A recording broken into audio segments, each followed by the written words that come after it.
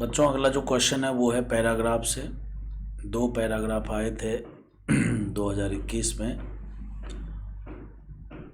उसमें से बच्चों क्वेश्चन नंबर 3 और 4 जो है वो इस पैराग्राफ से बेस्ड है, तो इसको एक एक करके हम लोग सॉल्व करते हैं। सबसे पहली बात तो बच्चों यहाँ पर जो पैराग्राफ है इसमें बॉन्ड क्लीवेज के बारे में बताया हुआ है। आप चाहो तो इसको पढ़ सकते हो, वैसे पता ही होता है जनरली। कहता है कि the amount of energy required to break a bond is same as that of amount of energy released when the same bond is formed. जैसे बच्चों इसका कहने का मतलब यह है कि Cl2 बॉन्ड को जब हम तोड़ते हैं, है ना, यहाँ पर एक डेटा भी दिया हुआ है कि Cl2 बॉन्ड को तोड़ने में, है ना, जब बॉन्ड हम तोड़ेंगे बच्चों तो एनर्जी देनी पड़ेगी, एंडोथर्मिक प्रोसेस होगा। तो कहता है Cl2 बॉन्ड को तोड़ने में अगर एनर्जी मान लो 58 किलो कैलोरी पर मोल लगता है, तो अगर किसी रिएक्शन में Cl2 बॉन्ड का फॉर्मेशन होता हो तो ऐसी स्थिति में 58 किलो कैलोरी पर मोल एनर्जी जो है बच्चों रिलीज होगा। ये वही बोल रहा है, the amount of energy required to break a bond is same as that of same as the amount of the energy release when the same bond is formed. In gaseous state energy required for homolytic bond cleavage of a bond is called bond dissociation energy या फिर bond strength. ठीक है ना बच्चों। Bond dissociation energy is affected by s character. S character मतलब एक प्रकार से उसके हाइब्रिडेशन पर निर्भर करता है। अफेक्टेड बाय एस कैरेक्टर फिर उसके बाद बच्चों and the stability of the radical form. यही सब आपको बॉन्ड डिसोसिएशन एनर्जी के बारे में पढ़ाया भी गया होगा। ठीक है ना बच्चों। CH बॉन्ड को जब हम तोड़ते हैं, ठीक है ना, तो उसमें आपको बॉन्ड डिसोसिएशन एनर्जी के बारे में पढ़ाया गया होगा कि भाई BDE का ऑर्डर बताइए। तो उसमें हम लोग क्या करते हैं, CH बॉन्ड को तोड़ करके फ्री रेडिकल बनाते हैं और फिर हम फ्री रेडिकल की स्टेबिलिटी देखते हैं। Bond dissociation energy inversely proportional होता है स्टेबिलिटी ऑफ फ्री रेडिकल के। यही सब करते हो ना बच्चों आप, वही सब बातें यहाँ पर बोला हुआ है। Shorter bond are typically stronger bond and bond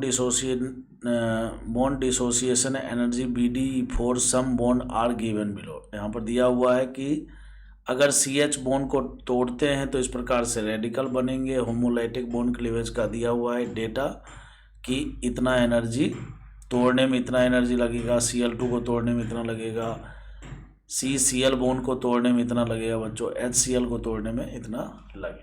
ये सब एक डेटा दिया हुआ है। इस डेटा का यूज इस क्वेश्चन में नहीं है, अगले क्वेश्चन में, क्वेश्चन नंबर 4 में। चलिए तो क्वेश्चन नंबर 4 पढ़ते हैं। पहले क्वेश्चन नंबर 3 करते हैं। क्वेश्चन नंबर 3 में बच्चों कहता है correct match of the CH bond. Correct match of CH bond shown in bold in column J। Column J में जो दिया हुआ है बच्चों बहुत सारे CH बॉन्ड आपको दिखाए गए हैं, और फिर कॉलम K में जो है बच्चों उसका बॉन्ड डिसोसिएशन एनर्जी है, उससे आपको मैच करना है। तो सीधी सीधी बात है, आपसे पूछ लिया बॉन्ड डिसोसिएशन एनर्जी। देखो बच्चों सबसे पहला नंबर आप ये देखो, वैसे तो देखो इसका सीधा सीधा तरीका होता है, bond dissociation energy of CH bond निकालना हो तो inversely proportional to stability of free radical. आ रहा है समझ में, स्टेबिलिटी ऑफ फ्री रेडिकल। चलिए तो इस पर हम जाएंगे। सबसे पहले आप देखो कि जिस CH बॉन्ड की बात हो रही है, जिस CH बॉन्ड की बात हो रही है, क्या वो कार्बन मतलब जिस हाइड्रोजन को तोड़ने की बात हो रही है वो कार्बन जिससे वो जुड़ा हुआ है, उन सब का हाइब्रिडेशन एक जैसा है। देखो आप बच्चों ये sp है, ये sp2 है, ये बच्चों sp3 है और ये sp3 है। आगे समझ में?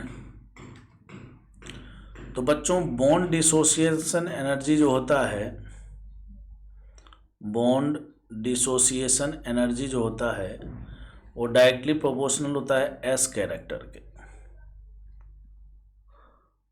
किसके होता है बच्चों? एस कैरेक्टर के।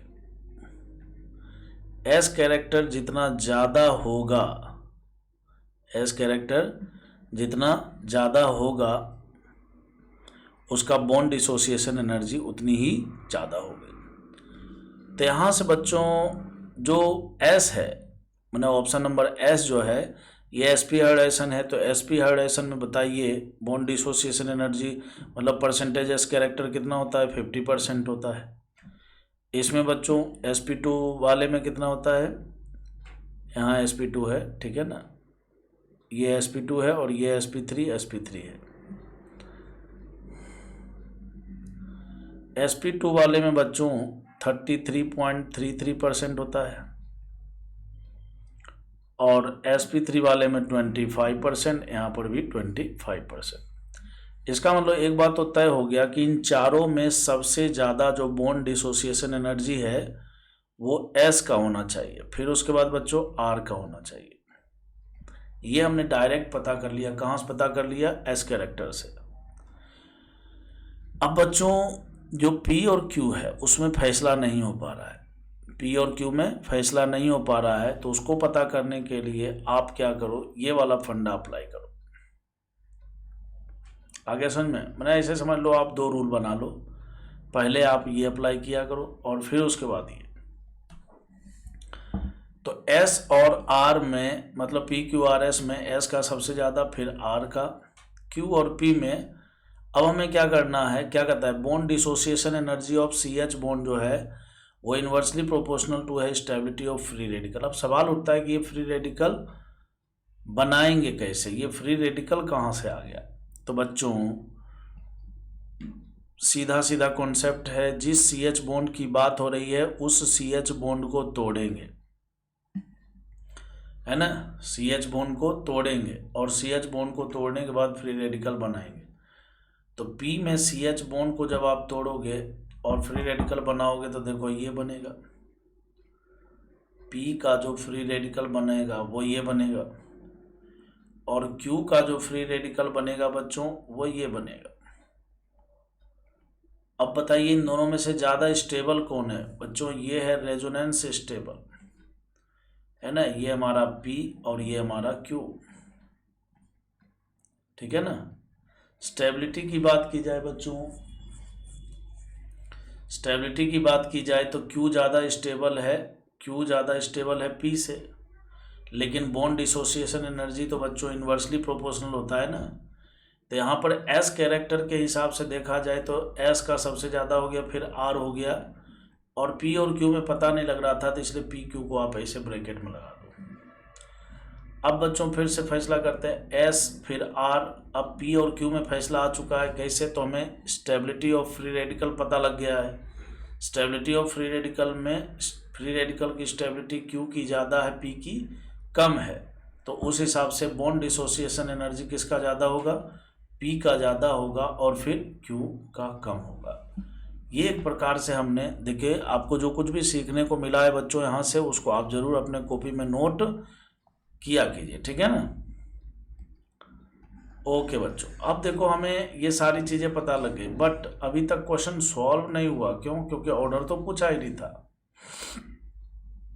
भाई, ऑर्डर तो पूछा ही नहीं था, तो सर आपने ऑर्डर क्यों निकाले? बच्चों यहाँ पर राइट हैंड साइड में जो कॉलम के है ना, यहाँ पर भी बॉन्ड डिसोसिएशन एनर्जी का एक डेटा ही दिया हुआ है, ठीक है ना। तो यहाँ पर भी बच्चों हमें क्या करना है, ऑर्डर बना लेना है। बॉन्ड डिसोसिएशन एनर्जी 1 का ज़्यादा है, फिर बच्चों 2 का है और फिर 3 का है और फिर 4 का है, बोले तो डिक्रीजिंग ऑर्डर में ही सेट किया हुआ है। तो ये जो S R P Q है ना बच्चों, इसको हमें यहाँ पर लगा देना है, S फिर R फिर P और फिर Q। क्यों? क्योंकि बॉन्ड डिसोसिएशन एनर्जी का ऑर्डर हमने यही निकाला है, यानी S मैच करेगा किससे? 1 से, एस किससे मैच करेगा बच्चों 1 से, आर किससे मैच करेगा 2 से, पी किससे मैच करेगा 3 से, और क्यू किससे मैच करेगा बच्चों 4 से। चलो मिलाते हैं। पी का 3 से मैचिंग बच्चों, तो ये दोनों तो ख़त्म हो गया, ये दोनों।